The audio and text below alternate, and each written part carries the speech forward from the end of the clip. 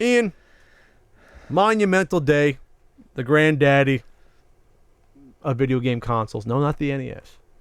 The Atari VCS, or Video Computer System, became eventually known in the early 80s as the 2600, first came out September 11th, 1977.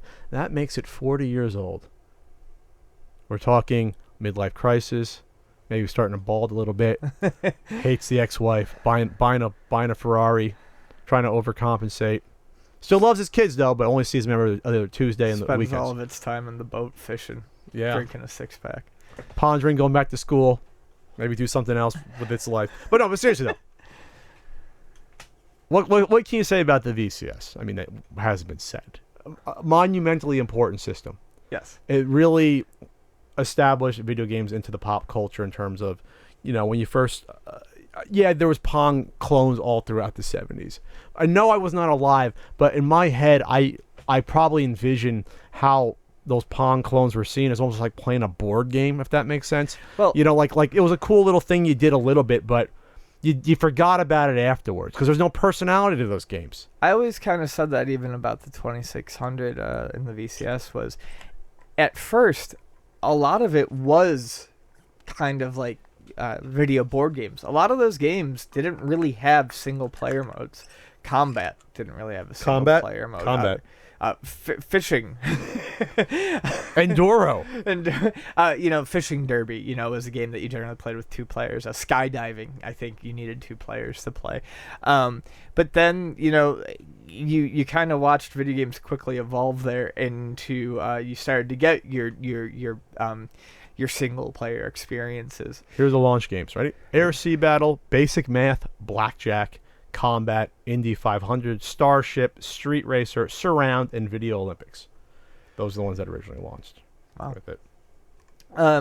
And despite the crudeness of the Atari VCS, and a lot of people thinking a lot of the games, aren't exactly playable today, there are a number of games on that system that I still think are a lot of fun. Yar's Revenge, Pitfall, River Raid, absolutely. A lot of them are Activision games. I was going to say, the Activision games probably got the most out of that system. Yeah, Activision gets a lot of crap today, but holy shit, did they make a lot of great games for the Atari. First real third-party publisher. Yep. You forget. Yep. You forget.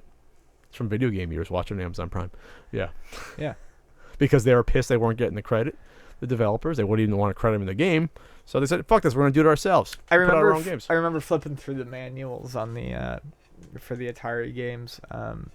Because my grandparents would have them laying around by the 5200, but when it was an Activision game, you could flip through, and it would actually have like a picture of the programmer in the back, and like a little letter from them, and they would write a little letter and say thanks for playing the game and talk about it a little bit and stuff like that. And it was really cool to see that difference. They got their dues and their picture and all this stuff and all that cool sort of shit. Yeah, and it was the first console that really said, okay, I see, again, this I was not alive really for to remember. I was a zygote. But total separation at the time between, 70s Pong systems, then you get that Fairchild Channel F that no one had, Ballet Astrocade, Odyssey 2, Atari VCS. You got these weird little games, and also you got these big, huge fucking arcade games. And the Atari was really, they did it, they also did it with the Ballet Astrocade a little bit, but really the Atari was like, all right, let's crunch this bad boy down and put it into a little cartridge. Yeah. And they did it with Asteroids. And you know what? Asteroids is a damn fucking fine port for a game that old in a system that was that new at the time. Not all of those games crunched down that well, but Asteroids did. And that's the reason that the VCS dominated that generation. Kangaroo did. I was so happy at AVGC that I had a Kangaroo cabinet. And while it wasn't a perfect system, we do that. I never liked the joysticks. My cut hate them because lefties can't use them because they fucking suck for lefties. You have to go cross arm it, claw around like you're scratching a kitten's belly. You're holding in your arms. Yeah. My cousin used to not let me play because they claimed I broke the joystick. No, they're just selfish. But this was a great system. It was, undoubtedly so. Was it the most powerful of its generation? Could have been the second or maybe even the third Might have been behind even the television and the Bally Astrocade. But it was a personality. The system had a personality. You go back and watch. You can't do that on television. Kids are playing it. When you hear the beeps and blurps of a game from that era, it's going to be an Atari game. Mm-hmm. Like, especially like when you hear like the sounds of the Pac-Man, like the like that's stuck in your head forever. Or 80 will still recognize that from being an Atari 2600 game. Wafers, not dots. Yes, and yes, the Atari 2600 was partially responsible for the video game crash in North America in 1980. Oh yeah. Probably to a large extent. They made some stupid fucking decisions, stock-wise and investment-wise. I think that is something that people forget. The Atari 2600 is always held in this high esteem, for good reason. I mean, it was, a massively successful home console to begin with, but very quickly they made bad decisions, and very quickly they ran things into the ground. Because they looked at video games still as toys, where like this is just pumping out more G.I. Joe figures. Right. Like it's just a product. There's nothing involved. Just put out 1,000 of them. Mm-hmm. And other companies thought the same way. We'll just put out whatever it is. It's like whatever the consumer can buy, they'll buy, and that's it. Like it doesn't matter the quality of what this is. Again, watch the video game crash segment of Video Game Years, because I think we do a pretty good job of explaining cross promotion. Yeah, cross promotion. But again, though, like this was actually the first quote unquote retro game system I was interested in.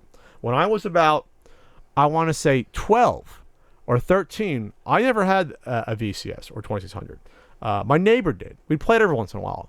I offered to buy it off of him when I was like 12 years old. I don't think I ever told the story before. Like, he had this system, and the good news is about with the Atari, whoever you knew it, because by 1986, 87, in Toys R Us, the games were $1 or $2 each. So the kids you knew that had it had like 50 or 60 games because they were so fucking cheap. I mean, I remember seeing... Before they had an NES, they'd have that. I remember seeing... in like 88, 89. They still see them. I remember seeing, like, going into a dollar store with my mom or something and seeing 2600 and 5200 games for $1 still sealed in their box. Sealed. So I asked my neighbor, his name was Bill, he was like 2 years older. I said, yeah, can I buy it? Can I buy the system and your games? I had my allowance money. It was so weird because at the time I had an NES, but for some reason there was an appeal to me. Like, this was before my time. This was a simpler time. I had my NES before I bought my 5200. Yeah. So it's the same thing, even though my system, you can actually play, but not the 5200. Fuck. But I remember the mom turned me down and said, no, we don't want him to sell. I was like, son of a bitch. And I never got a 2600 then, like, during that time period. I was like, kind of like, damn it, I wanted an experience. Like, my favorite game at the time, and still my favorite 2600 game on that system, was Keystone Capers. Love that game. That's a really fun one. Love that game. Is that Activision? Thanks, Activision. God damn it, Activision. You Mega really... Mania, Keystone... Mega Mania is great. Chopper Caper, Command, Kaboom. Hero. Man, it really was, you could make an argument that if it wasn't for Activision, the Atari 2600 would have just fucking shovelware and garbage. Well, I have actually made that argument before, I think on the podcast, maybe a number of times. When people think Atari... and they buy things like the old flashbacks, or they buy like these Atari game compilations. What you're really buying in terms of quality is Missile Command and Centipede. And Asteroids. Those are Atari branded games. Yeah. Maybe Combat if you like playing that goofy game. Combat's fun with 2 players. What people assume... or maybe Adventure, if you want to go that far. That's kind of cool. Yeah. But yeah, I mean, what people are really thinking of is either Namco properties like Pac-Man. Or Miss Pac-Man, which is a decent port. And they're not often remembering the Atari versions of those, although Miss Pac-Man is pretty decent. Or they're thinking the Activision titles. Exactly. So, here's to 40. Go to Vegas. Try not to do too many hookers and blow. Atari, you gotta, you still have kids you gotta take care of. Your heart's getting weaker. Your heart's getting weaker. Do some yoga, though. Stay limber. Stretch. My advice also to you guys and to Ian to do that.